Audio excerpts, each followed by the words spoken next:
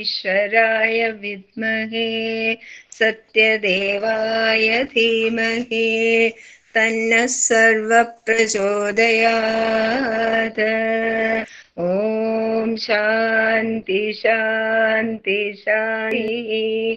ഉച്ചയ്ക്ക് കറണ്ട് പോയതാണ്. ഇപ്പം ഒന്ന് വന്നു. പക്ഷെ അവന്റെ ഫോൺ തന്നു, അല്ലാതെ ഒന്നും ഡിവൈസ് ഒന്നും വരുന്നില്ല.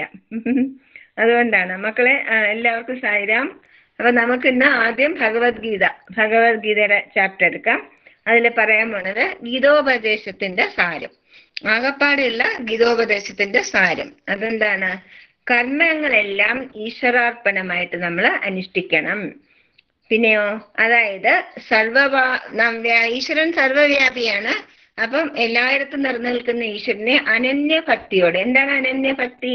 ഏകാഗ്രഭക്തി. ഏകാഗ്രഭക്തിയോടുകൂടി നമ്മൾ ഈശ്വരനെ സേവിക്കണം. പിന്നെയോ, അപ്പോൾ നമുക്ക് എന്തുണ്ടാവും?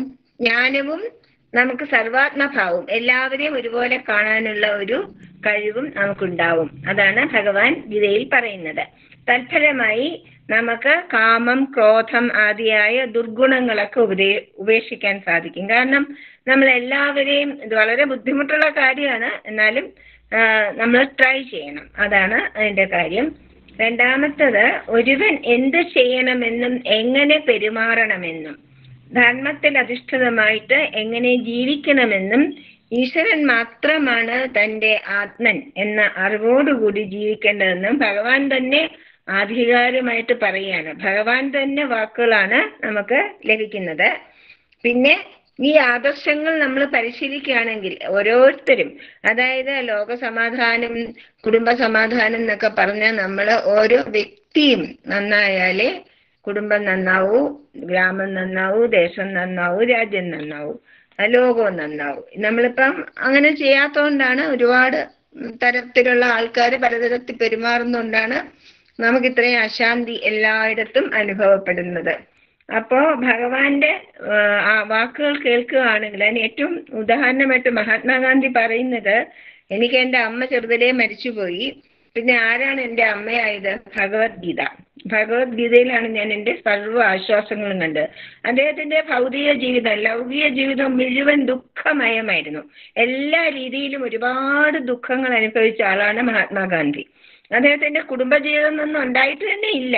ശരിക്കും മക്കളും ഒക്കെ ആയിട്ടുള്ള അങ്ങനെ ഒരു ജീവിതം അദ്ദേഹത്തിന് ഉണ്ടായില്ല. കാരണം അദ്ദേഹം തന്റെ ജീവിതം മുഴുവൻ രാജ്യത്തിന് വേണ്ടി സമർപ്പിച്ചു. ഭാര്യയും അതിന്റെ ഒപ്പം നിർത്തി, കസ്തൂർബാ ഗാന്ധി. അവരും ഒരുപാട് ദുഃഖങ്ങൾ, ഒരുപാട് സങ്കടങ്ങൾ അനുഭവിച്ചിട്ടുണ്ട്. പക്ഷേ എന്നിട്ടും പിടിച്ചു നിൽക്കാൻ സാധിച്ചത് ഭഗവത്ഗീത ഉണ്ടതുകൊണ്ടാണെന്നാണ് മഹാത്മാഗാന്ധി പറയുന്നത്.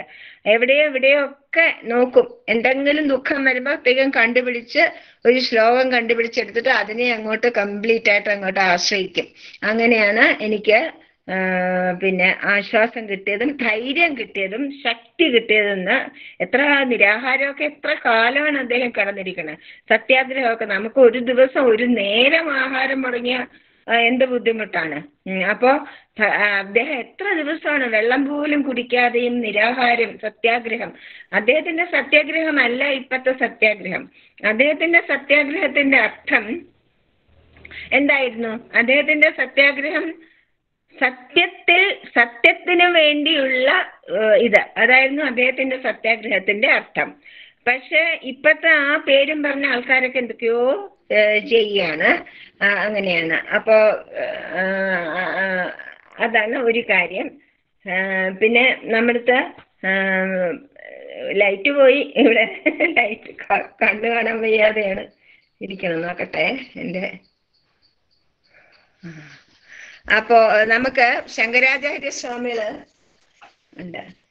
ശങ്കരാചാര്യസ്വാമികൾ നമുക്ക് എന്താണ് പറഞ്ഞു തന്നത്? ഭഗവത്ഗീത കിഞ്ചിദധീത ഗംഗാ ജല ലവ കണികാപീത സകൃതവിയേന മുരാരി സമർച്ച ക്രിയതേ തസ്യ യമേന ന ചർച്ച. ഭജ ഗോവിന്ദം ഭജ ഗോവിന്ദം ഗോവിന്ദം ഭജ മൂഢമതേ. ഭഗവദ്ഗീത കിഞ്ചിദധീത ഗംഗാജലലവകണികാ പീത്വാ സഹൃദയേന മുരാരി സമർച്ച ക്രിയതേ തസ്യ യമേന ചർച്ച. എന്താണ് ഭഗവത്ഗീത കിഞ്ചിദധീത? ഭഗവത്ഗീതയുടെ ഒരു ശ്ലോകമെങ്കിലും നമ്മൾ പഠിച്ചിരിക്കണം.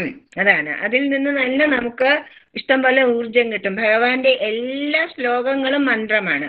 ഭഗവാൻ പറഞ്ഞിട്ടുള്ള എല്ലാ ശ്ലോകങ്ങളും, അതിൽ അർജുനൻ പറയുന്ന ശ്ലോകങ്ങളുണ്ട്, സഞ്ജയൻ പറയുന്ന ശ്ലോകങ്ങളുണ്ട്, അതൊന്നും മന്ത്രങ്ങളല്ല. പക്ഷെ ഭഗവാൻ പറഞ്ഞിട്ടുള്ള എല്ലാ ശ്ലോകങ്ങളും മന്ത്രങ്ങളാണ്. അപ്പൊ ഏത് പറഞ്ഞാലും നമുക്ക് ആ ഒരൊറ്റ ശ്ലോകം കൊണ്ട് തന്നെ നമുക്ക് മുന്നോട്ട് പോകാനുള്ള വഴി കിട്ടും. പിന്നെയോ ഗംഗാ ജല ലവകണികാഹീത, ഗംഗാജലം ഒരു തുള്ളിയെങ്കിലും ഒരു ജീവിതത്തിൽ, ഒരു ആയുസ്സിൽ നമ്മൾ ഒരു തുള്ളി ഗംഗാജലമെങ്കിലും കുടിക്കുവാനുള്ള ഭാഗ്യം നമുക്ക് ഉണ്ടാകണം എന്നാണ് പറയുന്നത്. പിന്നെയോ സഹൃദയേന മുരാരി സമർച്ച കിയതേ തസ്യ യമേന ചർച്ച. അതായത് കഴിയുമ്പോഴെല്ലാം മുരൻ എന്ന അസുരനെ നിഗ്രഹിച്ച് മുരന്റെ ശത്രുവായ ഭഗവാനെ നമ്മൾ ഓർമ്മിക്കണം എന്നാണ് അതിൽ പറയുന്നത്. പിന്നെ നമുക്ക് ഇതില് എന്താണുള്ളത്? 4 യോഗങ്ങളാണ് പ്രധാനമായിട്ട് ഭഗവത്ഗീതയിലുള്ളത്. എന്തൊക്കെയാണത്? കർമ്മയോഗം, ഭക്തിയോഗം, രാജയോഗം, ജ്ഞാനയോഗം എന്ന 4 യോഗങ്ങളാണ് ഉള്ളത്. അതിൽ നമുക്ക് ഇന്ന് കർമ്മയോഗത്തെ പറ്റി പഠിക്കാം. കർമ്മയോഗം എന്താണ് പറയുന്നത്? കർമ്മയോഗത്തിൽ പറയുന്നത്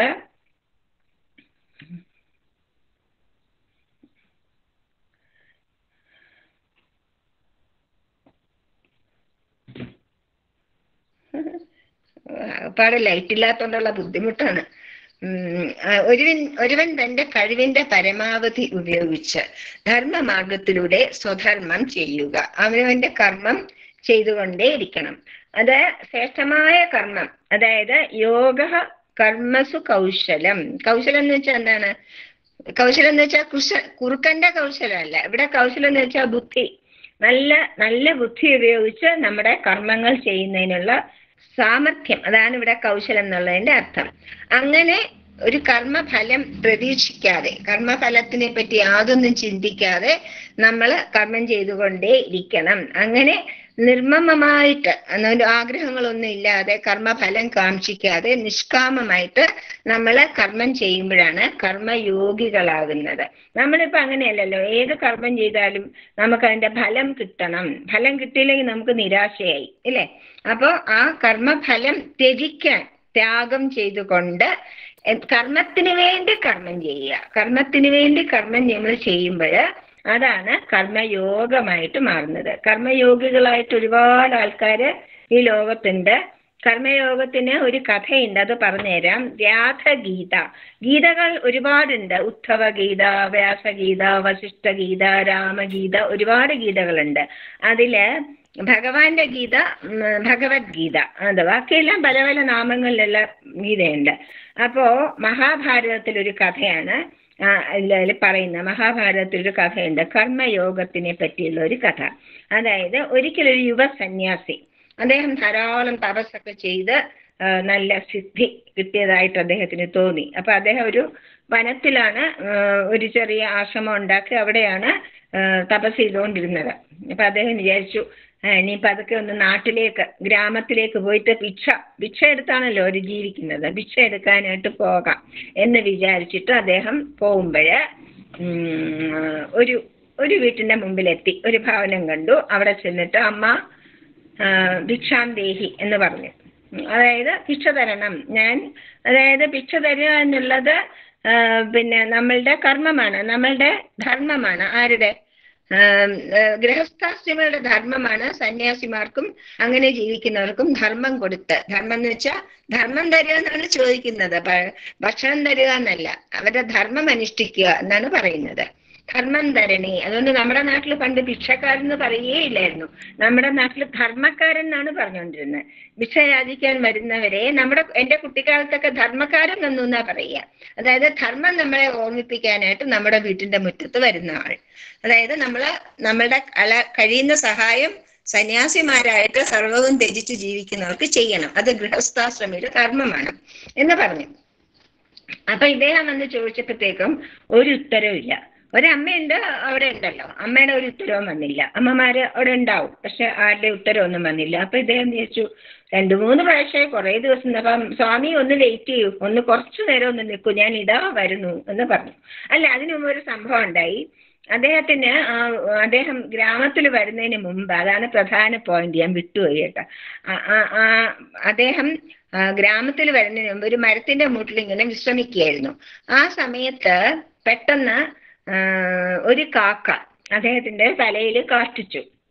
അപ്പത്തേക്ക് ഇദ്ദേഹത്തിന് ഭയങ്കര ദേഷ്യം വന്നു. കുളിയൊക്കെ കഴിഞ്ഞിട്ട് വന്നിരിക്കുകയാണ്, ഇനി എപ്പോഴാ കുളിക്കാനൊന്നും സമയവുമില്ല.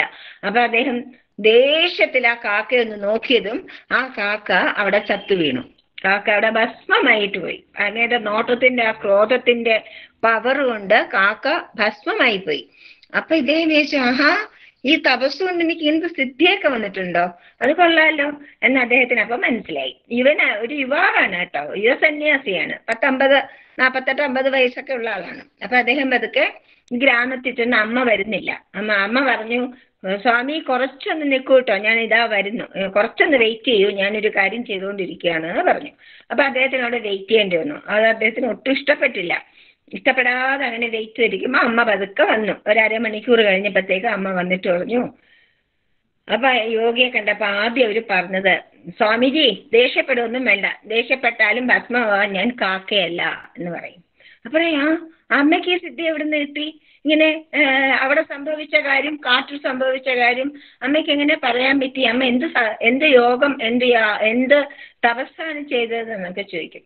അപ്പൊ പറയും, സ്വാമിജി ഞാൻ ഒരു തപസ്സും ചെയ്തിട്ടില്ല, ഞാൻ എൻ്റെ സ്വധർമ്മം അനുസരിച്ചിട്ടേ ഉള്ളൂ. സ്വാമിജി വരുമ്പോ ഞാൻ എൻ്റെ ഭർത്താവിനെ ശുശ്രൂഷിച്ചുകൊണ്ടിരിക്കുകയായിരുന്നു. അദ്ദേഹം സുഖമില്ലാതെ കിടക്കുകയാണ്. അപ്പൊ അദ്ദേഹത്തിന് വേണ്ട കാര്യങ്ങൾ ചെയ്തുകൊണ്ടിരിക്കുകയായിരുന്നു. അത് നിർത്തിയിട്ട് ഓടി വരാൻ എനിക്ക് പറ്റില്ല. അതുകൊണ്ടാണ് എൻ്റെ ഞാൻ ധർമ്മങ്ങൾ അനുസരിച്ചുകൊണ്ട്. ഇത് സാരമില്ലല്ലോ, ഇതൊന്നും ഒരു സിദ്ധി പോലും അല്ല. അങ്ങനെയാണെങ്കിൽ കാശിയില് ഒരു വ്യാധനുണ്ട്. ഒരു വ്യാധൻ എന്ന് വെച്ചാൽ ആരാണ്? മാംസം വിൽക്കുന്ന ആളാണ്. അദ്ദേഹത്തിന്റെ കുലത്തൊഴിലായ മാംസ വിൽപ്പന ചെയ്യുന്ന ആളാണ്. ആ വ്യാധനെ പോയിട്ടൊന്ന് കണ്ടോളൂ എന്ന് പറയും. അപ്പൊ വ്യാധനോ, മാംസം വിൽക്കുന്ന ആളോ? മാംസം വിൽക്കുന്ന ആൾ തന്നെ. താങ്കൾ അവിടെ പോയി ഒന്ന് കാണും അദ്ദേഹത്തെ എന്ന് പറഞ്ഞു. അപ്പൊ ഇദ്ദേഹം വേഗം പതുക്കെ അവിടുന്ന് കാശിയിലേക്ക് പോയി. അവിടെ ചെന്ന് വ്യാധനെ അന്വേഷിച്ചപ്പോ എല്ലാവർക്കും അറിയുന്ന ആളാണ്. പക്ഷെ എന്താ വെച്ചാൽ വളരെ പോപ്പുലറാണ് അങ്ങേര്, വളരെ നല്ല ഒരാളാണ്, വളരെ ജ്ഞാനിയായ ആളാണ്. അതുകൊണ്ട് എല്ലാവർക്കും ഭയങ്കര ഇഷ്ടമാണ്. അപ്പം വേഗം വ്യാധന്റെ സ്ഥലം കാണിച്ചു കൊടുത്തു. അപ്പൊ അദ്ദേഹം ഈ സന്യാസി ചെന്ന ഉടൻ വ്യാധൻ മാംസം കട്ട് ചെയ്തുകൊണ്ടിരിക്കുകയാണ്. മാംസം ഇങ്ങനെ കട്ട് ചെയ്തിട്ട് ആൾക്കാരൊക്കെ നിൽക്കുന്നു, അവർക്ക് കൊടുത്തുകൊണ്ടിരിക്കുകയാണ്. അപ്പൊ ഇദ്ദേഹം ചോദിച്ചു, സന്യാസിയോട് ചോദിച്ചു, അമ്മ പറഞ്ഞിട്ട് വന്നാണല്ലേ ആ ഗ്രാമത്തിലെ? അപ്പൊ ഇദ്ദേഹം പിന്നെയും വിളിച്ചു, എന്നാ ഇതെങ്ങനെ ഇങ്ങേർക്കറിയാം, കാശിയിലിരിക്കുന്ന ഇങ്ങേർക്ക്? പറഞ്ഞു, അതേന്ന് പറഞ്ഞു, സ്വാമിജി കുറച്ചൊന്ന് ക്ഷമിക്കണം കേട്ടോ, എൻ്റെ ഈ ജോലി കഴിഞ്ഞിട്ടേ എനിക്ക് വരാൻ പറ്റുള്ളൂ, അതുവരെ അവിടെ ഇരിക്കുന്ന ആ ബെഞ്ചിൽ ഒന്നിരുന്നോളൂ, അത് കഴിഞ്ഞിട്ട് നമുക്ക് സംസാരിക്കാം എന്ന് പറഞ്ഞു. അപ്പൊ അദ്ദേഹം അവിടെ വെയിറ്റ് ചെയ്യാണ്. അപ്പൊ അദ്ദേഹം വിചാരിക്കുകയാണ് മനസ്സില്, ഈ മാംസം എന്ന് വെച്ചാൽ താമസികമായ ഒരു പ്രവൃത്തിയല്ലേ അത്? ഒരു ജീവിയെ കൊല്ലുക, അതിന്റെ മാംസം എല്ലാവർക്കും വിൽക്കുക, അതൊക്കെ ഇത്ര സന്തോഷത്തോടു കൂടി ചെയ്യുക എന്ന് പറയുമ്പോ അത് ശരിയാണോ? അതൊരു തപസ്സൊക്കെ ആണോ എന്നൊക്കെ ഇങ്ങനെ ഭയങ്കര സംശയം. അപ്പൊ അതൊക്കെ ചെയ്തു. പക്ഷെ വ്യാസൻ വളരെ സന്തോഷത്തോടു കൂടി, വളരെ ശ്രദ്ധയോടുകൂടി ആ ജോലി ചെയ്ത് എല്ലാവരും പോയി കഴിഞ്ഞപ്പോഴത്തേക്കും തൻ്റെ സാമാനം, തൻ്റെ കത്തികളൊക്കെ കഴുകി വൃത്തിയാക്കി, അവിടെയുള്ള റൂമൊക്കെ നല്ല വൃത്തിയാക്കി എല്ലാം വെടിപ്പാക്കിയിട്ട് ഇദ്ദേഹത്തിന്റെ അടുത്ത് വന്നു. ഇനി നമുക്ക് പോവാം, ഇനി താങ്കളുടെ സംശയങ്ങളൊക്കെ ചോദിച്ചോളൂ എന്ന് പറയും. അപ്പൊ ചോദിച്ചു, ആദ്യത്തെ സംശയം ഞാൻ ചോദിക്കട്ടെ, ഇതെങ്ങനെയാണ് ഈ ജോലി ചെയ്യുന്ന താങ്കൾ പിന്നെ താങ്കളെ വന്ന് കാണാനായിട്ട് അമ്മ പറഞ്ഞതിന്റെ കാര്യം എന്താണെന്ന് പറയും. അവ പറഞ്ഞു, ഈ ജോലി എൻ്റെ സ്വധർമ്മമാണ്. ചാതുർവർണ്ണ്യമല്ലേ ഭഗവാൻ പറഞ്ഞു തന്നത്? ചാതുർവർണ്ണ്യം എന്താണ്? ഓരോരോ ആളുകൾക്ക്, ബ്രാഹ്മണൻ, ക്ഷത്രിയൻ, വൈശ്യൻ, ശൂദ്രൻ, ഇങ്ങനെ 4 വർണ്ണങ്ങളായിട്ട് ഓരോരോ സമൂഹത്തിന് നന്മ ചെയ്യുവാനായിട്ട് ഓരോരോ ജോലി ഏൽപ്പിച്ചതാണ് ഞാൻ. അല്ലാതെ ഞാൻ ജാതി പറഞ്ഞിട്ടില്ല. ഭഗവാൻ ഒരിക്കലും ജാതി പറഞ്ഞിട്ടില്ല, അത് നമ്മളാണ് പറഞ്ഞത്. അപ്പൊ ആ ചാതുർവർണ്ണ്യം അനുസരിച്ച് എൻ്റെ കുലത്തൊഴിൽ ഞാൻ ചെയ്യണം. എൻ്റെ കുലത്തൊഴിൽ ചെയ്യുക എന്നുള്ളതാണ് എൻ്റെ ധർമ്മം. എൻ്റെ കുലത്തൊഴിൽ ചെയ്യുന്നത് കൊണ്ട് ഞാൻ സമൂഹത്തിന് സേവനം ചെയ്യുകയാണ്. അത് ഞാൻ വളരെ ശ്രദ്ധയോടുകൂടിയും ഭക്തിയോടുകൂടിയും ചെയ്യുന്നു. അത്ര മാത്രമേ എനിക്കുള്ളൂ. അല്ലാതെ എനിക്ക് വലിയ അറിവൊന്നും ഇല്ല എന്ന് പറഞ്ഞിട്ട് അദ്ദേഹം കുറേ ഉപദേശങ്ങൾ ഈ സന്യാസിക്ക് കൊടുക്കും. ആ ഉപദേശങ്ങൾ കൊടുത്തതാണ് വ്യാധഗീത എന്ന പേരില് അറിയപ്പെടുന്നത്. വ്യാധഗീത എന്ന പേരിൽ അത് പ്രസിദ്ധമായി. അപ്പം വ്യാധൻ പറഞ്ഞ കാര്യങ്ങളാണ് വ്യാധഗീതയായിട്ട് മാറിയത്. മനസ്സിലായില്ലേ?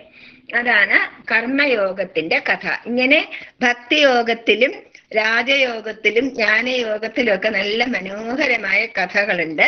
അത് നമുക്ക് അടുത്ത ആഴ്ച പഠിക്കാം. ഓക്കെ, ഇന്നിനി നമുക്ക് ഭഗവാന്റെ അമൃതധാരയിലെ, നമുക്ക് 10-15 മിനിറ്റ് നഷ്ടമായി, അത് സാരമില്ല. അതിന് ഭഗവാന്റെ നാമം എടുക്കാം.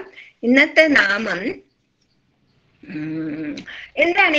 ഈ പുസ്തകത്തിന് അമൃതധാര എന്നൊരു പേരിട്ടത് ആദ്യം ഞാൻ ആണ് ട്രാൻസ്ലേറ്റ് ചെയ്തത്. അപ്പൊ എഴുതി കൊടുത്തപ്പോ ഞാൻ അതിന് ഭക്തി മുക്താവലി എന്നാണ് അതിന്റെ പേര്. 108 ഭക്തി മുക്താവലി, അതായത് ഭക്തിയുടെ മുത്തുകൾ കൊണ്ട് കോർത്ത മാല എന്നായിരുന്നു അതിന്റെ പേര്. പക്ഷെ അച്ചടിച്ച് വന്നപ്പോഴത്തേക്ക് അതിന് പിന്നെ മൂന്നൻ സാറിന്റെ അവിടുന്ന് അമൃതധാര എന്നൊരു പേര് കൊടുത്തു. അപ്പൊ ഞാൻ ചോദിച്ചത് എന്തായിരിക്കും അമൃതധാര എന്നൊരു പേരിടാൻ കാരണം ഭഗവാന്റെ നാമങ്ങൾ 108 നാമങ്ങൾ നമ്മളെല്ലാം, ശിവന്റെ, മഹാദേവന്റേത്, വിഷ്ണുവിൻ്റെത്, ദേവിയുടേത്, എല്ലാവരുടെയും 108 1008 നാമങ്ങൾ നമുക്ക്, ശ്രീകൃഷ്ണന്റേത്, എല്ലാവർക്കും, എല്ലാ ഗോഡ് ഹെഡ്സിനും, എല്ലാ ഈശ്വരന്മാർക്കും ദേവിമാർക്കും 108 1008 നാമങ്ങളുണ്ട്. അത് നമ്മള് ധാരാളം ചൊല്ലാറുണ്ട്. അപ്പം ഈശ്വരന്റേതായ എല്ലാ നാമങ്ങളിലും, ഓരോ നാമത്തിലും ഈശ്വരന്റെ മഹിമയാണുള്ളത്. ഈശ്വരന്റെ മഹിമ അതെങ്ങനെയാണ് വരുന്നത്? ഒരു ധാര പോലെ. എന്താണ് ധാര എന്ന് വെച്ചാൽ അർത്ഥം? ഇടമുറിയാതെ, അപ്പൊ നമ്മളിപ്പോ എണ്ണയോ വെള്ളമോ ഒരു പാത്രത്തിൽ നിന്ന് വേറൊരു പാത്രത്തിലിട്ട് ഒഴിക്കുമ്പോ ഇടമുറിയാതെ വീഴുന്നത് കണ്ടിട്ടില്ലേ? നമ്മുടെ കൈ വിറയ്ക്കുകയോ എല്ലാം ചെയ്യുകയാണെങ്കിൽ ആരെങ്കിലും പെട്ടെന്ന് വിളിച്ചാൽ നമ്മൾ ശ്രദ്ധ മാറി അതിന്റെ ആ ഫോഴ്സ്, ഒഴുകുന്ന രീതി മാറിപ്പോവും ഇല്ലേ? അങ്ങനെ ശരിക്കും ഒഴുകുന്നതിനാണ് ധാര എന്ന് പറയുന്നത്. അപ്പോ ഈ ധാര എന്ന പദം ഒഴുകി വീഴുന്നത് എന്നാണ് അർത്ഥം. അപ്പം അമൃതധാര ആയാലോ, അമൃത ഒഴുകി വീഴുന്നത്, വെറും വെള്ളമല്ല, അമൃതാണ് ഒഴുകി വീഴുന്നത് എന്നാണ് അമൃതധാര. അപ്പൊ ഇനി ഭഗവാൻ സ്വാമി തന്നെ നമ്മളടുത്ത് പറഞ്ഞു, ഈ ധാര എന്നുള്ള പദം ഒന്ന് തിരിച്ചിട്ട് നോക്കൂ. ധാര എന്നുള്ള പദം തിരിച്ചിട്ട് നോക്കും നമുക്ക് എന്ത് കിട്ടും? രാധ എന്ന് കിട്ടും. രാധ ആരാണ്? രാധാറാണി ആരാണ്? രാധ ബിന കൃഷ്ണ സഖാം രാധാ കി ജയ് ജയ്, കൃഷ്ണ ബിന രാധ കഹാം കൃഷ്ണ കി ജയ് ജയ്, രാധ ബിന കൃഷ്ണ കഹാം രാധാ കി ജയ് ജയ്, കൃഷ്ണ ബിന രാധ കഹാം കൃഷ്ണ കി ജയ് ജയ്, രാധാ കി ജയ് ജയ്, കൃഷ്ണ കി ജയ് ജയ്, രാമകൃഷ്ണ ജയ് ജയ്, വിവേകാനന്ദ ജയ് ജയ്, രാമകൃഷ്ണ ജയ് ജയ്, വിവേകാനന്ദ ജയ് ജയ്. അതായത് നമ്മള് വൃന്ദാവനത്തില് ഒരുപാട് വൃന്ദാവന യാത്രകൾ കാണുന്നുണ്ട് ഇപ്പം ഫേസ്ബുക്കിലൊക്കെ. അതിലൊക്കെ അവര് പറഞ്ഞത് ഭഗവാന്റെ നാമം ചൊല്ലുന്നതിനേക്കാളും ഭഗവാനെ അനുഗ്രഹിക്കുന്നത് രാധാറാണിയുടെ നാമം ചൊല്ലുമ്പോഴാണ്. രാധേ രാധേ കൃഷ്ണ, രാധേ രാധേ കൃഷ്ണ എന്ന് പറയുമ്പോഴാണ് ശ്രീകൃഷ്ണൻ കൂടുതൽ പ്രീതനാവുന്നത് എന്നാണ് പറയുന്നത്. അപ്പോ രാധയില്ലെങ്കിൽ കൃഷ്ണനില്ല, കൃഷ്ണനില്ലെങ്കിൽ രാധയില്ല. സർവം കൃഷ്ണമയമാണ് രാധയ്ക്ക്.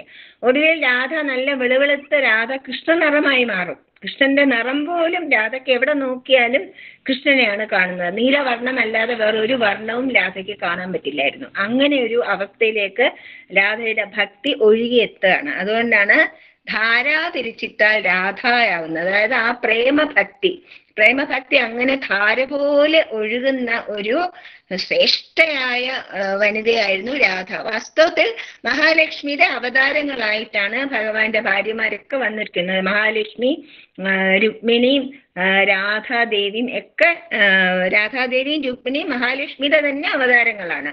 അപ്പൊ അങ്ങനെയാണ് അത് തന്നെ. അപ്പം സർവം കൃഷ്ണമയം എന്ന് പറഞ്ഞ് രാധ ജീവിച്ച കാര്യമാണ് നമുക്ക് ധാര എന്ന് തിരിച്ചിടുമ്പോ കിട്ടുന്ന നാമം. അപ്പോ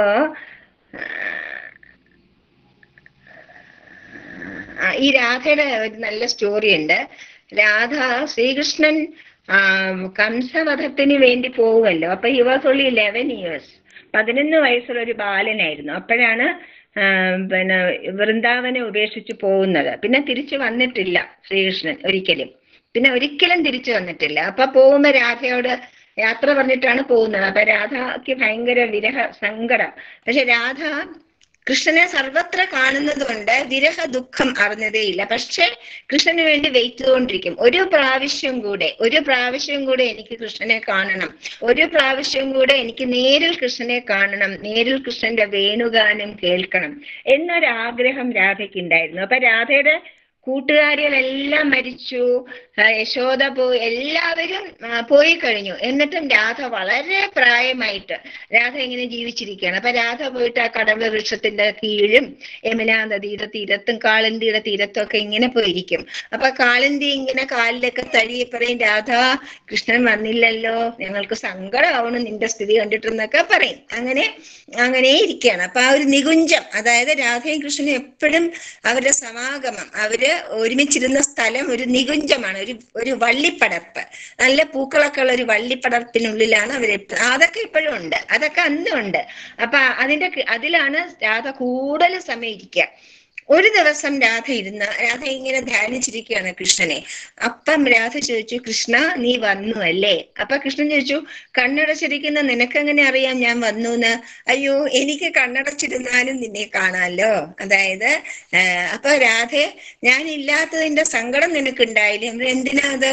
ഇലയിലും പുല്ലിലും പൂവിലും മലയിലും നദിയിലും കടമ്പ വൃക്ഷത്തിലും എല്ലാത്തിലും കൃഷ്ണ നിന്നെയല്ലേ ഞാൻ കാണുന്നത്. പിന്നെ ഞാനിതിനാ സങ്കടപ്പെടുന്നത്? എനിക്ക് അങ്ങനെ വിരഹമൊന്നും ഉണ്ടായിട്ടില്ല. പക്ഷെ എനിക്കൊരു മോഹമുണ്ട്, അത് നീ എനിക്ക് സാധിച്ചു തരണം എന്ന് പറഞ്ഞു രാധ. എന്താണ് നിന്റെ മോഹം രാധേ എന്ന് ചോദിച്ചു. വളരെ പ്രേമപൂർവ്വമാണ് ശ്രീകൃഷ്ണൻ ചോദിക്കുന്നത്. പറഞ്ഞു, എനിക്ക് അങ്ങയുടെ വേണുഗാനം ഒരിക്കൽ കൂടെ കേൾക്കണം. അങ്ങയുടെ അപ്പം രാധയെ പിടിച്ച് അടുത്തിരുത്തിക്കൊണ്ട്, അപ്പൊ വേണു ഓടക്കുഴലൊന്നും ഒന്നുമില്ല. കൃഷ്ണൻ വലുതായപ്പോ ഓടക്കുഴൽ വായനയൊന്നുമില്ല, ഒക്കെ കുട്ടിക്കാലത്തേ ഉണ്ടായിരുന്നുള്ളൂ, ഓടക്കുഴലൊന്നും ഇല്ല. അപ്പം എന്ത് ചെയ്തു, അടുത്തുള്ള മുളന്തണ്ട് ഒരുപാടുള്ള സ്ഥലമാണല്ലോ, അപ്പൊ അവിടുന്ന് ഒരു ചെറിയ മുളന്തണ്ട് ഓടിച്ചെടുത്തിട്ട് അതിന് തന്നെ ഓടക്കുഴലായിട്ട് കൃഷ്ണൻ വായിക്കുകയാണ്. നല്ല മധുര മനോഹരമായിട്ട് ഓടക്കുഴൽ വാങ്ങുമ്പോ രാധ അങ്ങനെ ലയിച്ചു ചേർന്നിട്ട് രാധ കൃഷ്ണനിൽ ലയിച്ചു ചേരുകയാണ്. രാധ ശരീരത്തോടു കൂടി തന്നെ കൃഷ്ണന്റെ ശരീരത്തിലേക്ക് ലയിച്ചു ചേർന്നിട്ട് രാധ ഇട്ടിരുന്ന ആ ഷോൾ ഉണ്ടല്ലോ, അത് മാത്രം കൃഷ്ണന്റെ പുറത്തിങ്ങനെ കിടക്കും. രാധ അപ്രത്യക്ഷയായി. മനസ്സിലായില്ല? അങ്ങനെയാണ് രാധയുടെ അന്ത്യം. രാധ കൃഷ്ണന്റെ ലയിച്ചു ചേരുകയാണ്. അതോടുകൂടി ഭഗവാൻ ആ വേണു അവിടെ ഉപേക്ഷിച്ചു. പറഞ്ഞു, രാധയ്ക്ക് വേണ്ടിയാണ് ഈ വേണു ഞാൻ എന്നും ഊതിക്കൊണ്ട്, ഈ വേണു ഞാൻ ഇനി ഉപയോഗിക്കേ ഇല്ല എന്നിട്ട് പിന്നെ അതിനുശേഷം ഭഗവാൻ ഓടക്കുഴൽ ഊതിയിട്ടേ ഇല്ല എന്നാണ് പറയുന്നത് കഥയില്. മനസ്സിലായില്ലേ? അപ്പൊ നമുക്ക് ആ അമൃതധാരയില് നമ്മുടെ സ്വാമിയുടെ നാമം എന്താണ്? ഓം ശ്രീ സായി മഹേശ്വര സ്വരൂപായ നമഃ. ആരാണ് മഹേശ്വരൻ? മഹേശ്വരൻ എന്ന് വെച്ചാല് ഈ മഹാ ഈശ്വരൻ, അതായത് ഈശ്വരന്റെ പരമമായ രൂപം, പരബ്രഹ്മമായ രൂപം. അതാരാണ്? മഹാദേവൻ അല്ലെ? ആ മഹാദേവൻ തന്നെയായ ആകാരം പൂണ്ട സ്വാമി എന്നാണ് നമ്മൾ പറയുന്നത്. ഷിരഡി സായി ബാബയാണ് താനെന്ന സത്യൻ വെളിപ്പെടുത്തി അല്ലേ? അപ്പൊ അദ്ദേഹത്തിന്റെ സഹോദരനായ ശേഷമഹാരാജുവിന് ആ പ്രഖ്യാപനം ഒട്ടും ആലോചിക്കണം. വെറും ഗ്രാമപ്രദേശത്തിലൊരു ഗ്രാമീണ ബാലൻ, ആ ഗ്രാമീണ ബാലന് ഒരു പരിഷ്കാരവും ഇല്ല, വിദ്യാഭ്യാസവും ഇല്ലല്ലോ. 7ാം ക്ലാസ് 8ാം ക്ലാസ് 14 വയസ്സിലല്ലേ പഠിച്ചുള്ളൂ. ആ ബാലനാണ് പറയുന്നത് ഞാൻ ഷിർഡി സായിയുടെ അവതാരമാണെന്ന്. അത് അധ്യാപകനായ, തെലുങ്ക് അധ്യാപകനായിരുന്നു അദ്ദേഹത്തിന്റെ ജ്യേഷ്ഠനായ ശേഷമഹാരാജു. അദ്ദേഹത്തിന് അത് ഒട്ടും ഉൾക്കൊള്ളാൻ പറ്റുന്നില്ല. അപ്പൊ ആ സന്ദർഭത്തിലാണ് ഒരു സുഖവാസ കേന്ദ്രത്തിലെങ്ങാനും ഈ അനിയനെയും കൊണ്ട് പോവാം. അനിയൻ വലിയൊരു പിന്നെ ഗവൺമെന്റ് ഉദ്യോഗസ്ഥനാണെന്നായിരുന്നു അദ്ദേഹത്തിന്റെ ആഗ്രഹം, നല്ലപോലെ പഠിച്ച് പാസ്സായി. പക്ഷെ അതൊന്നും നടന്നില്ല. അപ്പൊ പറഞ്ഞു, എന്നാ അദ്ദേഹത്തിനെ കൊണ്ട് എവിടെയെങ്കിലും ഒന്ന് പോകാം എന്ന് പറഞ്ഞിട്ട് ഹംപി എന്ന ക്ഷേത്രത്തിലേക്ക്, ഹംപിയിലുള്ള വിരൂപാക്ഷ ക്ഷേത്രത്തിലേക്ക് കൊണ്ടുപോകും. അവിടെ കൊണ്ടുപോയി അവിടെ അവിടെ വലിയ കേമാണ്, ആഘോഷമാണ്, അവിടെ ഭയങ്കര ആഘോഷമാണ്. അപ്പൊ അവിടേക്ക് കൊണ്ടുപോയി അവിടേക്ക് കൊണ്ടുപോയിട്ട് ഒരു മിനിറ്റ്, അവിടെ ചെന്നിട്ട് അവിടെ എല്ലാം ഇപ്പോഴും ഉണ്ട് കേട്ടോ. വിജയനഗര സാമ്രാജ്യത്തിന്റെ ആണ് ഹംപി ഉള്ളത്. അവിടെ ഇപ്പോഴും അമ്പലമുണ്ട്. വളരെ പഴയ അമ്പലം തന്നെ ഇപ്പോഴും ഉണ്ട്. വളരെ നല്ല കൊത്തുപണികളും ഒക്കെ ഉള്ള. അപ്പൊ ആ കാലത്ത് 78 വർഷം മുമ്പ് കുറെ കൂടെ ഭംഗിയായിരിക്കും. അതൊക്കെ കണ്ടിട്ട് അങ്ങനെ പോയി നിന്നൊക്കെ കണ്ടിട്ട് അപ്പൊ സത്യൻ പറഞ്ഞു, ഞാൻ അകത്തേക്ക് വരുന്നില്ല, ഞാൻ പുറത്ത് നിങ്ങളുടെ സാമാനങ്ങളൊക്കെ നോക്കിക്കൊണ്ട് ഞാൻ പുറത്തിരിക്കാം, എനിക്ക് വയറ് നല്ല സുഖം തോന്നുന്നില്ല, അതുകൊണ്ട് ഞാൻ അകത്ത് വരുന്നില്ല എന്ന് പറഞ്ഞു. അപ്പൊ ചേട്ടനും ചേട്ടത്തിയും കൂടെ വന്ന ബാക്കി 2-3 ഭക്തര്, ഭഗവാന് ഇഷ്ടമുള്ള 2-3 പേരും കൂടെ ഉണ്ടായിരുന്നു. അവരെല്ലാവരും കൂടെ ഹംപി ക്ഷേത്രത്തിനകത്തേക്ക് പോകും. അപ്പൊ അവിടെ ദീപാരാധന ടൈമായിരുന്നു, ദീപാരാധനയുടെ സമയമായിരുന്നു. അപ്പൊ സത്യൻ പുറത്ത് നിൽക്കല്ലേ. ദീപാരാധനയ്ക്ക് കതവ് തുറന്നപ്പോ അവര് ആ മൂർത്തിയുടെ സ്ഥാനത്ത് കാണുന്നത് സത്യയാണ്. അപ്പൊ കണ്ണു വീഴ്ച പിന്നെയും നോക്കി. അപ്പൊ ശേഷമരാജന് ഭയങ്കര ദേഷ്യം വന്നു. ഇതെന്താണ് ഇവിടെയും വന്നിട്ട് കുസൃതി കാണിക്കുകയാണോ ഈ സത്യ? ഇവിടെ എപ്പോ ഇവിടെ നമ്മളുടെ കൂടാതെ ഇവിടെ എങ്ങനെ വന്ന് കയറി എന്നൊക്കെ പറഞ്ഞ അദ്ദേഹത്തിന് ഭയങ്കര സംശയമായി. അപ്പൊ ഭാര്യയോട് വേഗം പറഞ്ഞു, വേഗം പോയി നോക്ക പുറത്തുണ്ടോ സത്യ, അത് ഇവിടെ വന്നിട്ടാണെങ്കിൽ നല്ല ശിക്ഷ കൊടുക്കണം എന്ന് പറഞ്ഞിട്ട് ഭാര്യ പോയി പുറത്ത് നോക്കിയപ്പോ പാവം സത്യം മിണ്ടാതെ ആ സാമാനങ്ങൾ നോക്കി അങ്ങനെ മുകളിലേക്ക് നോക്കി ഒരു മതിൽ ചാരി നിൽക്കുകയാണ്.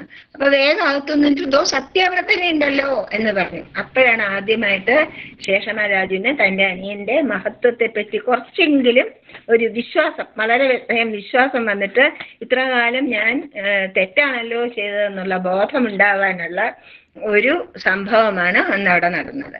അതാണ് ശ്രീ സായി മഹേശ്വര സ്വരൂപായ നമഃ. അടുത്തത് ഓം ശ്രീ സായി പട്ടിഗ്രാമോത്ഭവായ നമഃ. പട്ടിഗ്രാമോത്ഭവായ എന്ന് വെച്ചാൽ എന്താണ്? പട്ടിഗ്രാമത്തിൽ ജനിച്ച ആൾ, പട്ടിഗ്രാമത്തിൽ ഉത്ഭവിച്ച ആൾ എന്നാണ് അതിന്റെ അർത്ഥം. അപ്പോ തന്റെ മാതാപിതാക്കളെ എന്ന പോലെ താൻ അവതരിക്കേണ്ട സ്ഥലവും ദേശവും ഭഗവാൻ നേരത്തെ നിശ്ചയിക്കും. നമുക്കറിയാലോ, ശ്രീകൃഷ്ണാവതാരത്തിലും ശ്രീരാമാവതാരത്തിലും പരശുരാമന്റെ അവതാരത്തിലും ബലരാമന്റെ അവതാരത്തിലും എല്ലാം തന്നെ ആരായിരിക്കണം തന്റെ മാതാപിതാക്കൾ എന്ന് നിശ്ചയിച്ചാണ് ഭഗവാൻ വരുന്നത്. കൗസല്യയോടും ദശരഥനോടും നേരത്തെ പറഞ്ഞു, ഞാൻ നിങ്ങളുടെ പുത്രനായി ജനിക്കും. ശ്രീരാമൻ നേരത്തെ പറഞ്ഞു, ഞാൻ നിങ്ങളുടെ പുത്രനായിരിക്കും. ദേവയോടും വസുദേവനോടും പറഞ്ഞു, ഞാൻ നിങ്ങളുടെ 8ാമത്തെ പുത്രനായിട്ട് ജനിക്കും. ഇങ്ങനെ എല്ലാവരും അതുപോലെ ഭഗവാൻ തീരുമാനിച്ചു എവിടെ ജനിക്കണം. സ്ഥലവും തീരുമാനിക്കും, സ്ഥലവും സമയവും ആരുടെ മകനായിട്ട് ജനിക്കണം എന്നെല്ലാം മുൻകൂട്ടി നിശ്ചയിക്കും. ആരായിരിക്കും തന്റെ കളിക്കൂട്ടുകാര്, ആരൊക്കെയായിരിക്കും തന്റെ സുഹൃത്തുക്കള്, ഇതെല്ലാം ഭഗവാൻ നേരത്തെ മുൻകൂട്ടി നിശ്ചയിച്ചിട്ട്. ഓർമ്മയില്ലേ ശ്രീരാമന്റെ സമയത്ത് മഹാവിഷ്ണു എന്താ പറയുന്നത് ദേവന്മാരോട്? നിങ്ങൾ എല്ലാവരും നേരത്തെ തന്നെ പോയിട്ട് വാനര വേഷത്തിൽ എല്ലാവരും കാടുകളിൽ ഇരുന്നോളൂ എന്ന്. കാരണം ഭഗവാൻ വരുമ്പോ വാനരസേന വേണ്ടേ എന്ന്. ദേവന്മാര് തന്നെയാണ് വാനരന്മാരായിട്ട് വരുന്നത്. അതുപോലെ ഗോപന്മാരും ഗോക്കളും എല്ലാവരും ഭഗവാൻ നേരത്തെ ദേവന്മാര് തന്നെയാണ് ആ വേഷത്തില് ജന്മമെടുത്ത് ഭഗവാന് സഹായികളാവുന്നത്. കാരണം ഭഗവാൻ ജനിക്കുമ്പോ ഭഗവാന്റെ ഒപ്പം ഭഗവാന്റെ എല്ലാ മഹിമകളും, എല്ലാ ശംഖചക്ര ഗദാപത്മങ്ങളെല്ലാം വരും, എല്ലാം വരണമല്ലോ. അങ്ങനെയാണ് പുട്ടപ്പർത്തി തന്റെ എക്കാലത്തെയും അനശ്വരമായ ഒരു യശസ് നേടാൻ മാത്രം പ്രാപ്തിയുള്ള ഒരു ഗ്രാമമായി മാറുമെന്ന് ഭഗവാൻ അങ്ങ് തീരുമാനിച്ചു. അപ്പോഴാണ് ഈശ്വരാംബ ഭഗവാനോട് പറഞ്ഞു, സ്വാമി ഒരിക്കലും പുട്ടപ്പർത്തി സ്വാമി ഒരിക്കൽ മാത്രം സ്വാമി പുറത്തു പോയിട്ടുള്ളൂ, ആഫ്രിക്കയില് 1960s ആഫ്രിക്കയിൽ പോയപ്പോ അമ്മയ്ക്ക് ഭയങ്കര പേടിയായി. ഈ കൊച്ചു ഗ്രാമത്തിരിക്കുന്ന പാവ അമ്മ ഇതൊന്നും കണ്ടിട്ടില്ല. അന്നത്തെ കാലത്ത് നമ്മുടെ മാതിരി ഇങ്ങനെ ഫോണൊന്നും ഇല്ലല്ലോ ഇതൊക്കെ കാണാനൊന്നും. അപ്പൊ അമ്മയ്ക്ക് ഭയങ്കര പേടിയായി. ആഫ്രിക്ക എന്ന് വെച്ചാൽ കാപ്പിരികൾ എന്ന് വെച്ചാൽ രാക്ഷസന്മാര്, കാപ്പിരികളുടെ നാടാണ്. അവര് മനുഷ്യരെ പിടിച്ച് തിന്നും, അവിടെ മനുഷ്യ മാംസം തിന്നുന്ന ആൾക്കാരുണ്ട്, ഒരുപാട് മൃഗങ്ങളുണ്ട്, കടുവയും പുലിയും സിംഹവും കാട്ടാനയും എല്ലാം ഉണ്ട്. അതൊക്കെ എന്റെ സ്വാമിക്ക് എന്തെങ്കിലും അബദ്ധം പറ്റുന്ന ഭയങ്കര വിഷമായിരുന്നു ഈശ്വരാമ്മയ്ക്ക്. അപ്പൊ ഭഗവാൻ തിരിച്ചു വന്നിട്ട് ആൽബം എല്ലാം കാണിച്ചു കൊടുക്കുമ്പോഴാണ് അമ്മയ്ക്ക് ഇങ്ങനെയുള്ള സ്ഥലമായിരുന്നു, എനിക്കറിയില്ലായിരുന്നു എന്ന് പറയുന്നത്. അപ്പൊ അമ്മയ്ക്ക് അറിയില്ലായിരുന്നു. അപ്പൊ പക്ഷെ ഭഗവാന്റെ അടുത്ത് പറഞ്ഞു, സ്വാമി ഇപ്പൊ ഒരു പ്രാവശ്യം പോയത് ശരി, തിരിച്ചു നല്ല സുഖമായിട്ട് വരികയും ചെയ്തു, അത് ഞാൻ സമ്മതിച്ചു. പക്ഷെ ഇനി മേലാൽ പുട്ടപ്പർത്തി ഉപേക്ഷിച്ച് പോവില്ല എന്ന് എനിക്ക് വാക്ക് തരണം. പുട്ടപ്പർത്തി ഉപേക്ഷിച്ച് കുറച്ചു ദിവസം അങ്ങോട്ടും ഇങ്ങോട്ടൊക്കെ പോണ പോലെയല്ല, പുട്ടപ്പർത്തി ആയിരിക്കണം സ്വാമിയുടെ നിത്യഗേഹം എപ്പോഴും പുട്ടപ്പർത്തി ആയിരിക്കണം എന്ന് അമ്മ മകനോട് അപേക്ഷിക്കും. മകനായിട്ടല്ല, സ്വാമി തന്നെയാണ് വിളിക്കുന്നത്. അപ്പൊ അങ്ങനെയാണ് ഭഗവാൻ അമ്മയ്ക്ക് വാക്ക് കൊടുക്കും, ഞാൻ ഒരിക്കലും പുട്ടപ്പർത്തി ഉപദേശിച്ചു പോവില്ല. അതുകൊണ്ടാണ് സ്വാമി എന്നും പ്രശാന്ത നിലയത്തിൽ തന്നെ ഉണ്ടാവും. വല്ല ചൂടുകാലത്തൊക്കെ ഭക്തരെ രക്ഷിക്കാനായിട്ടാണ് വൃന്ദാവനത്തിലും പിന്നെ ഇവിടെ കൊടൈക്കനാലിലും ഒക്കെ പോകുന്നത്. കാരണം ആന്ധ്രാപ്രദേശിലെ ചൂടാണ്, താങ്ങൂല. ഇപ്പൊ തന്നെ അവിടെ 41 ഡിഗ്രി ആണെന്ന് പറയുന്നു. നമുക്ക് അത്രയും ചൂടൊന്നും ഇല്ലല്ലോ. അപ്പൊ അങ്ങനെ അപ്പൊ ഒരിക്കല് നിങ്ങളുടെ പിന്നെ ഈ ഭഗവാൻ ഇവിടെ ജനിക്കാനുള്ള കാരണം എന്താണെന്നും കൂടെ പറയുന്നുണ്ട്. എന്തുകൊണ്ടാണ് പത്തി ഗ്രാമത്തിൽ രത്നാകര വംശത്തിൽ ജനിക്കാനുള്ള കാരണം? ഒരിക്കല് ശ്രീ കസ്തൂരി ഉണ്ടല്ലോ, ഭഗവാന്റെ പിന്നെ ആത്മകഥ, ഭഗവാന്റെ ആത്മകഥ എഴുതിയ ആളാണ് കസ്തൂരി. അത് ആ പുസ്തകത്തിന്റെ പേര് പ്രൊഫസർ എൻ കസ്തൂരി എഴുതിയ പുസ്തകത്തിന്റെ പേര് സത്യം ശിവം സുന്ദരം. അദ്ദേഹത്തിന്റെ കയ്യിൽ പിടിച്ചുകൊണ്ട് കൊണ്ടമരാജു, ആരാണ് കൊണ്ടമരാജു? ഭഗവാന്റെ അപ്പൂപ്പൻ, അച്ഛന്റെ അച്ഛൻ കൊണ്ടമരാജു ഒരു ദിവസം കസ്തൂരി സ്വാമിയുടെ കൈ പിടിച്ചിട്ട് പറഞ്ഞു, ഞാനൊരു കാര്യം പറയാം കേട്ടോ, ആരോടും ഇതുവരെ പറഞ്ഞിട്ടില്ല. എന്താന്ന് വെച്ചാൽ ഞങ്ങളുടെ കുടുംബത്തില് വളരെ കാലം മുമ്പ് ഒരു അവധൂതൻ എന്ന് വെച്ചാൽ അറിയാലോ, കംപ്ലീറ്റ് ആയിട്ട് ഭഗവാനിൽ പിന്നെ വിശ്വസിച്ച് ഭഗവാന് വേണ്ടി ജീവിക്കുന്ന ആളാണ് അവധൂതൻ. ഒരു അവധൂതൻ ഉണ്ടായിരുന്നു. അദ്ദേഹത്തിന് വെങ്കവധൂതൻ എന്നാണ് അദ്ദേഹത്തിന്റെ പേര്. ഞാനൊരു ദിവസം, അത് അദ്ദേഹം എത്രയോ കാലം മുമ്പ് പോയ ആളാണ്, പക്ഷെ ഞാനൊരു ദിവസം ഒരു ആൽത്തറയിൽ ഇങ്ങനെ ഇരിക്കുമ്പം വെങ്കവധൂതൻ എന്റെ സമയത്ത് വന്നിട്ട് പറഞ്ഞു, പിന്നെ അതെ എന്ന് പറഞ്ഞു, ഞാൻ നിങ്ങളുടെ വംശത്തിലാണ് ജനിക്കാൻ പോകുന്നത്. നിങ്ങളുടെ വെങ്കവധൂതൻ വന്നിട്ട് പറഞ്ഞു, നമ്മളുടെ പ്രാർത്ഥനയുടെ ഫലമായിട്ട് നമ്മുടെ വംശത്തിൽ ഭഗവാൻ ജനിക്കും എന്ന് പറഞ്ഞു. അങ്ങനെയാണ് പത്തിഗ്രാമോത്ഭവായ നമഃ എന്ന് പറയാനുള്ള കാര്യം. 10 ഗ്രാമത്തിൽ ഭഗവാൻ ജനിക്കാനുണ്ടായ കാരണം അതാണ്. അപ്പൊ ഇന്ന് നമ്മൾ 2 നാമങ്ങളുടെ കഥകൾ പഠിച്ചു. സമയം നോക്കട്ടെ, നാവപ്പാടെ 7:15 ആയതേ ഉള്ളൂ. 7:15 ആയി. 10 മിനിറ്റ് താമസിച്ചു പോയില്ലേ. അപ്പൊ ഇന്ന് നമ്മുടെ ക്വിസ് എടുക്കാം കേട്ടോ. ക്വിസില് ആദ്യത്തെ പദം, ഓരോ പദത്തിന്റെ അർത്ഥം, വാക്കുകളുടെ അർത്ഥമാണ് ചോദിക്കുന്നത്. മാൻ, മാൻ എന്ന വാക്കിന്റെ അർത്ഥം എന്താണ്? മാൻ എന്ന് വെച്ചാല് സ്വാമി പറയണാണിത്. ഇത് സ്വാമി തന്നെ എക്സ്പ്ലെയിൻ ചെയ്ത് തന്നിട്ടുള്ള അർത്ഥങ്ങളാണ്, നമ്മളാരും പറഞ്ഞിട്ടുള്ളതല്ല. എന്താണ് മാൻ എന്നുള്ള അർത്ഥം? എം എന്ന് വെച്ചാൽ മായ, എന്ന് വെച്ചാൽ ആത്മാ, എന്ന് വെച്ചാൽ നിർവാണം. അപ്പൊ എന്താണ്? മായയെ അതിജീവിച്ചുകൊണ്ട് ആരാണോ ആത്മനെ അറിഞ്ഞ് മോക്ഷം, നിർവാണം എന്ന് വെച്ചാൽ മോക്ഷം പ്രാപിക്കുവാനുള്ള പ്രവൃത്തികൾ ചെയ്യുന്നത്, അയാളാണ് മാൻ എന്ന പേരിന് അർഹൻ. മാൻ എന്നുള്ള പേരിന്റെ അർഹൻ ആരാണ്? മായയെ അകറ്റി നിർത്തിക്കൊണ്ട്, അതിനെ അതിജീവിച്ചുകൊണ്ട്, ആത്മനെ പ്രകടമാക്കിക്കൊണ്ട് നിർവാണം പ്രാപിക്കുക. മോക്ഷം, ആത്മൻ പ്രകടമാകുമ്പോൾ തന്നെ ജ്ഞാനം ഉണ്ടായിക്കഴിഞ്ഞു, അതോടെ നമുക്ക് നിർവാണം ഉണ്ടാവും. അങ്ങനെയാണ്. പിന്നെ മാനവ എന്ന് മനുഷ്യനൊരു പേരുണ്ടല്ലോ, മനുഷ്യന്റെ ഒരു പര്യായം എന്താണ്? മാനവ. എന്താണ് മാനവ എന്ന് വെച്ചാൽ? എന്ന് വെച്ചാൽ അല്ല, നവ എന്ന് വെച്ചാൽ പുതിയത്, മാനവ എന്ന് വെച്ചാൽ പുതിയതല്ല. പുതിയതല്ല എന്ന് വെച്ചാൽ എന്താണ്? നമ്മൾ നെഗറ്റീവായിട്ടൊരു കാര്യം പറയുമ്പോൾ അത് പോസിറ്റീവ് ആൻസർ എങ്ങനെ വരുത്തും? മാനവ മനുഷ്യനല്ല, പുതിയതല്ല, അതായത് പഴയതാണെന്നല്ലേ, പഴയതാണ്. അപ്പൊ മനുഷ്യൻ ആരാണ്? മനുഷ്യൻ സനാതനനാണ്, നിത്യനൂതനമാണ്, എന്നും ഉണ്ടായിരുന്ന ആളാണ്, പുരാതനനാണ്, സനാതനനാണ് മാൻ. അതാണ് മാനവ എന്ന് പറയുന്നതിന്റെ കാര്യം. രണ്ടാമത്തെ വാക്ക് സ്വാമി പറയുന്നത്, സ്വാമിയുടെ എന്താണ്? നര, നര. എന്ന് വെച്ചാൽ ഇല്ലാത്തത്, വിത്തൗട്ട് ഓർ നോട്ട്, ഇല്ലാത്തതെന്നാണ് അർത്ഥം. എന്ന് വെച്ചാലോ ഡിസ്ട്രക്ഷൻ ഇല്ലാത്തത്, അതായത് നാശമില്ലാത്ത. മാനവയുടെ അർത്ഥം തന്നെ വരുന്നുണ്ടോ? നരാന്ന് വെച്ചാല് നാശമില്ലാത്തവൻ. എന്തുകൊണ്ടാണ് നാശമില്ലാത്തവൻ? നരന്മാരല്ലേ നമ്മൾ മരിക്കുമ്പോൾ നമ്മൾ നശിച്ചു എന്നല്ലേ നമ്മൾ വിചാരിക്കുന്നത്, പക്ഷെ നമ്മൾ നശിക്കുന്നില്ല. എന്തുകൊണ്ട്? ആത്മാവിനൊരിക്കലും നാശമില്ല.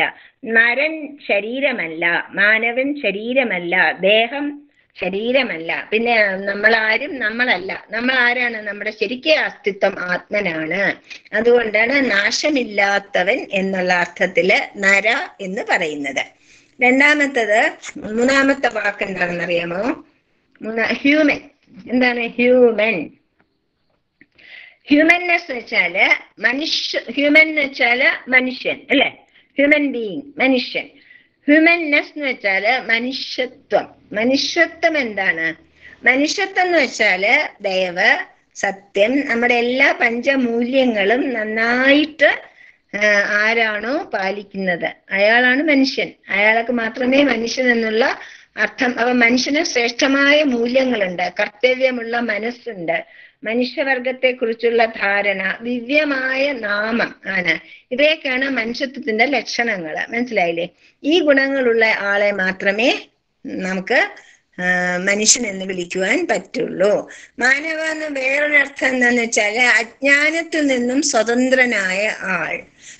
ഞാനല്ല മാനവ, ഞാനിതല്ല, ഞാനല്ല എന്ന് പറഞ്ഞു. ഞാൻ ആരാണ്? പിന്നെ ഞാൻ ആത്മനാണ്. ആ അറിവിനാണ് ജ്ഞാനം എന്ന് പറയുന്നത്. അടുത്തത് എന്താണെന്ന് അറിയാമോ? അടുത്തത് മോക്ഷ. മോക്ഷം എന്ന് വെച്ചാൽ നമ്മൾ എന്താ പറയണേ? മരിക്കുമ്പോൾ നമുക്ക് മോക്ഷം കിട്ടും, നമുക്ക് നിർവ്വാണം കിട്ടും എന്നൊക്കെ നമ്മൾ പറയും ഇല്ലേ? ഭഗവാനായിട്ട് എന്താണ് മോക്ഷം? സ്വാമി പറയുന്നത് മരിച്ചിട്ടല്ല മോക്ഷം കയറേണ്ടത്. മോക്ഷം കിട്ടേണ്ടത് ജീവിച്ചിരിക്കുമ്പോഴാണ്. എങ്ങനെയത്? മോഹക്ഷയം മോക്ഷം. നമുക്ക് കണ്ടമാനം ആഗ്രഹങ്ങളിലെ പെട്ട് നമ്മൾ കുടുങ്ങി കിടക്കുന്നുണ്ട്. നമുക്ക് ആഗ്രഹങ്ങൾ ഇങ്ങനെ തിരമാലകൾ പോലെ വന്നുകൊണ്ടിരിക്കും.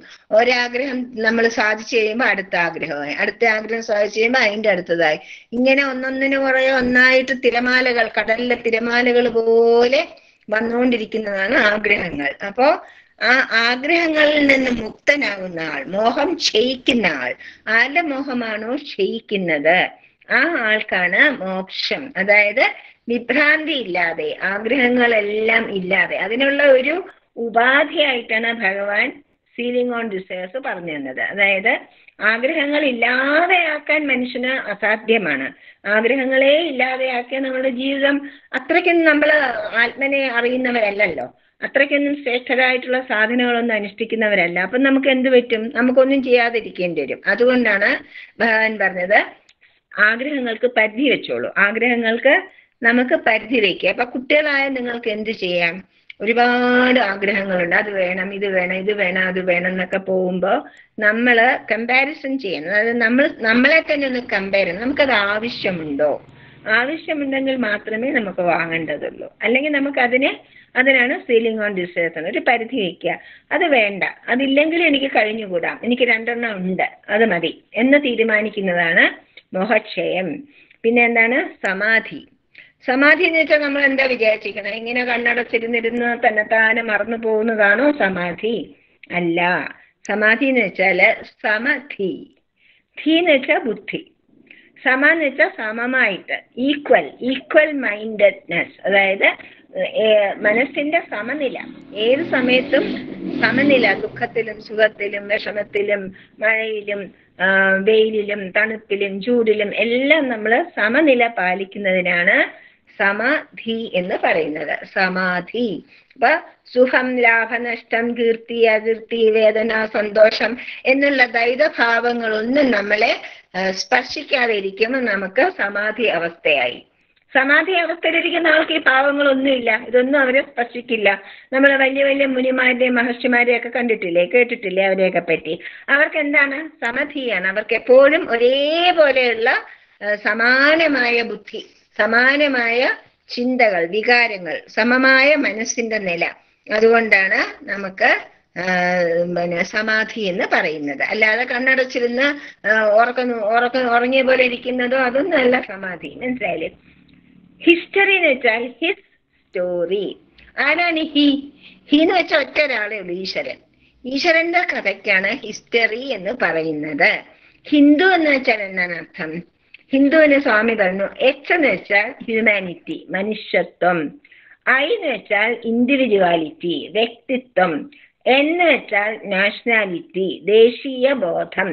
ഡി എന്ന് വെച്ചാൽ ഡിവോഷൻ, ഭക്തി. യു എന്ന് വെച്ചാൽ യൂണിറ്റി, ഐക്യം. അപ്പൊ എന്തൊക്കെയാണ്? എന്താ ഹ്യൂമൻ എന്നുള്ള ഒറ്റ വാക്കില് പിന്നെ ഹിന്ദു എന്നുള്ള 5 വേർഡുകളിൽ അടങ്ങിയിരിക്കുന്ന അർത്ഥം കണ്ടോ?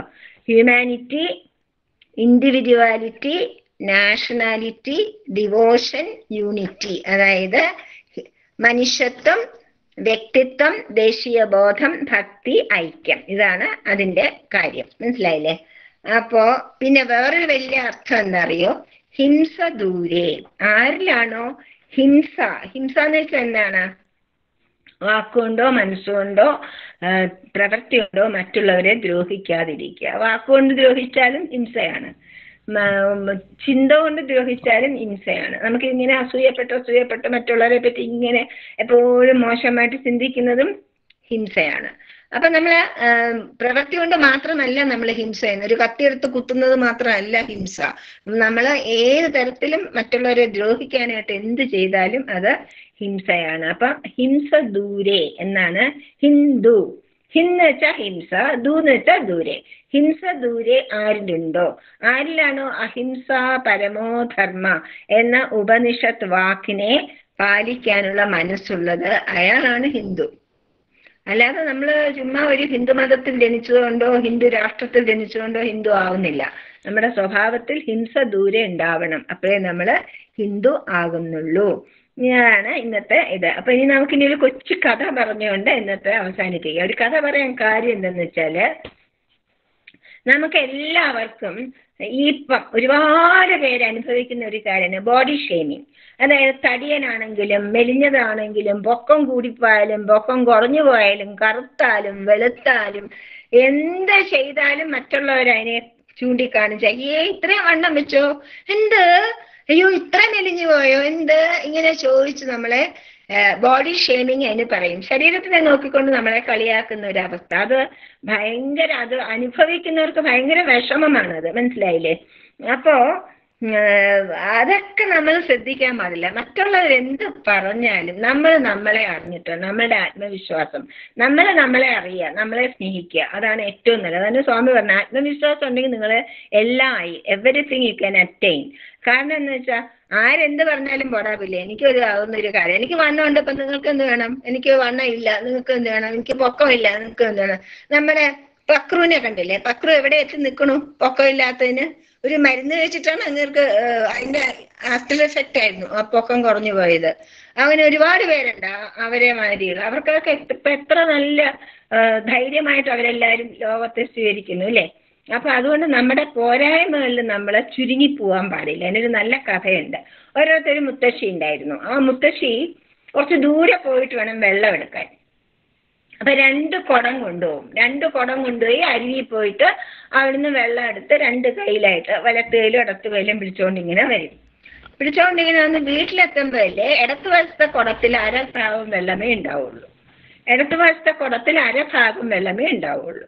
പക്ഷെ ആ അമ്മ എന്നും ആ 2 കുടം തന്നെ കൊണ്ടുപോകും. അപ്പൊ വലത്തുവശത്തെ കുടം കളിയാക്ക, കണ്ടില്ലേ നിന്റെ വെള്ളം എല്ലാം എവിടെയോ വീണ് പോണു, എന്താ കണ്ടില്ലേ, അരക്കുടം വെള്ളമേ ഉള്ളൂ, നിന്നെ കൊണ്ട് ഒന്നിനും കൊള്ളൂല എന്നൊക്കെ പറഞ്ഞ് ഈ വലത്തുവശത്തെ കുടം എപ്പോഴും കളിയാക്കിക്കൊണ്ടിരിക്കും. അപ്പം ഈ കുടത്തിന് സങ്കടമായി, എന്നെ കൊണ്ട് ഒരു പ്രയോജനമില്ല, ഈ അമ്മ എന്തിനാ എന്നെ ഇങ്ങനെ ചുമന്ന് നടക്കണേ. അപ്പൊ ഒരു ദിവസം അമ്മ എടുത്ത് പറഞ്ഞു, അമ്മ എന്തിനാണ് അമ്മ ഈ വയസ്സുകാലത്ത് എന്നെയും ചുമന്ന് ഇങ്ങനെ നടക്കണേ, എന്നെ കൊണ്ട് നടന്നിട്ട് ഒരു പ്രയോജനം അമ്മയ്ക്കില്ലല്ലോ.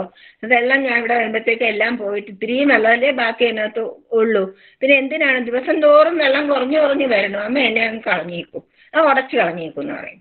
അപ്പൊ അമ്മ, നീ എന്താ പറയണേ, നിനക്ക് ഞാനൊരു കാര്യം കാണിച്ചു തരാം എന്ന് പറഞ്ഞിട്ട് ആ വഴിയിലൂടെ തിരിച്ചു നടക്കുമ്പം ഇടത്ത് ഭാഗം കാണിച്ചു കൊടുക്കും. ഇടത്ത് ഭാഗത്ത് കാണിച്ചു, വലത്ത് ഭാഗം ഡയറായിട്ട് കിടക്കും, അവിടെ ഒന്നുമില്ല, പുല്ല് മാത്രമേ ഉള്ളൂ.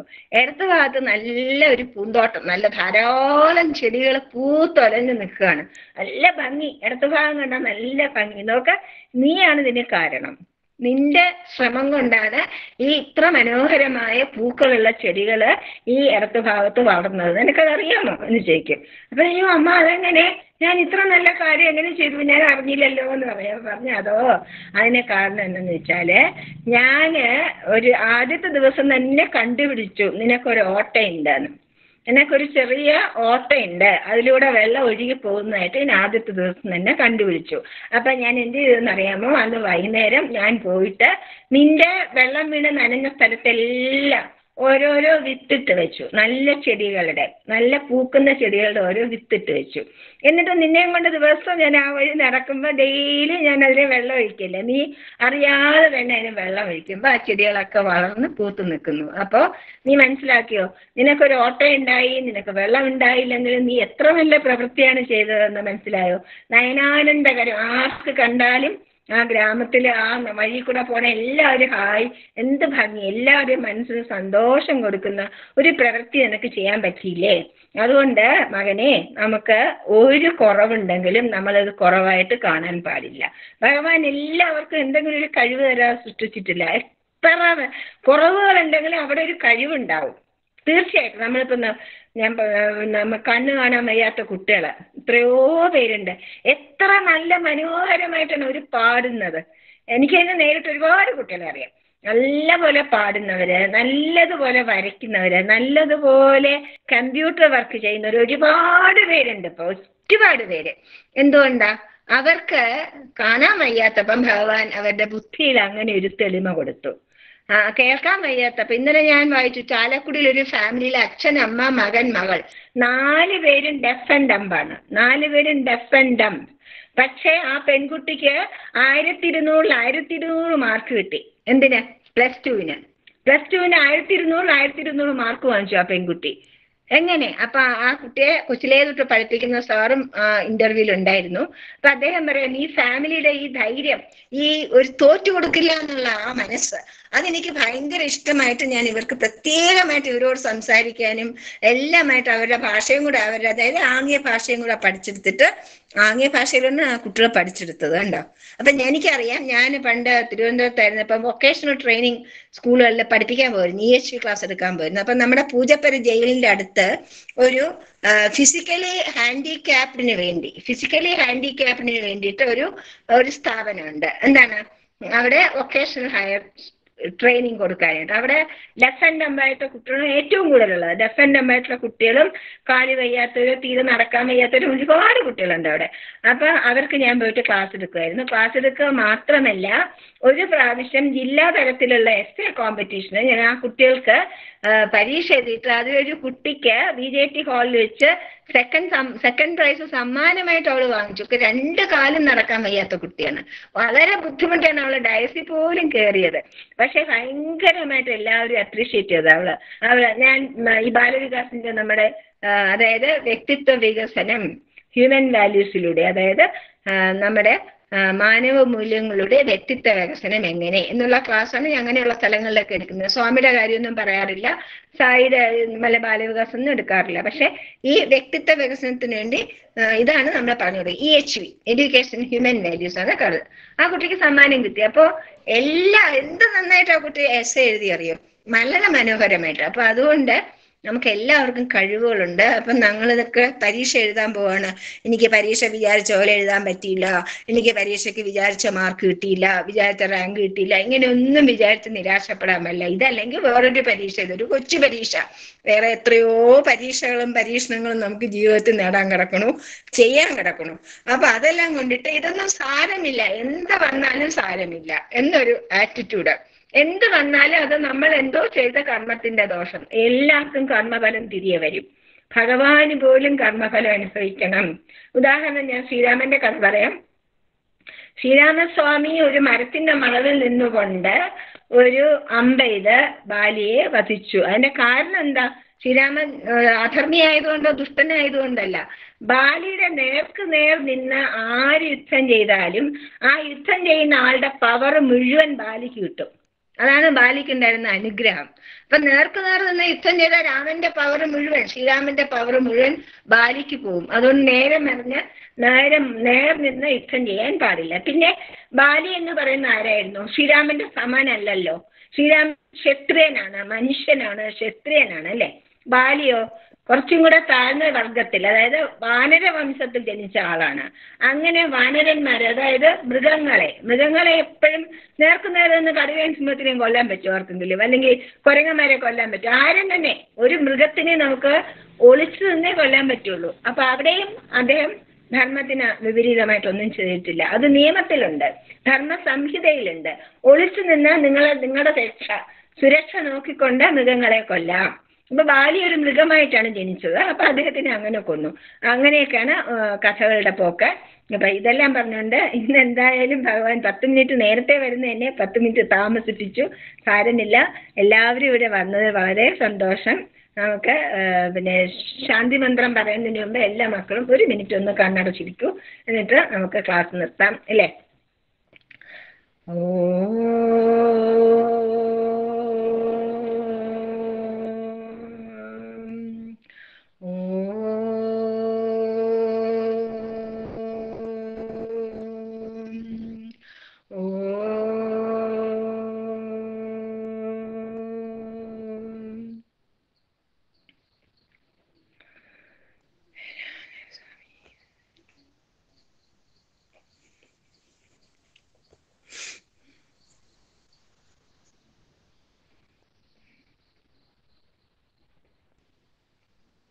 असतो मा सद्गमय तमसो मा ज्योतिर्गमय मृत्योर्मा अमृतं गमय। ॐ शान्ति शान्ति शान्तिः। समस्तलोका सुखिनो भवन्तु, समस्तलोका सुखिनो भवन्तु, समस्तलोका सुखिनो भवन्तु। ॐ शान्ति शान्ति शान्तिः। ഇന്ന് തെലുങ്ക് നമുക്ക് വിഷു പോലെ, നമുക്ക് ഇനി വിഷു വരെയല്ലേ, അതുപോലെ തെലുങ്ക് ദേശത്തിന്റെ യുഗാദിയാണിന്ന്. ഇന്നലെ സെക്കൻഡ്, ഇന്നാണോ സെക്കൻഡ്? ഇന്ന് തന്നെ, ഇന്ന് യുഗാദിയായിരുന്നു. അപ്പൊ നല്ല ഉത്സവമാണിന്ന് ഇവിടെ. അങ്ങനെ വേറെ എല്ലാവർക്കും നമസ്കാരം. സായിരാം. Thank you. സ്വാമിയുടെ അനുഗ്രഹം കൊണ്ട് നമുക്ക് ഈ ക്ലാസ് എടുക്കാൻ പറ്റി.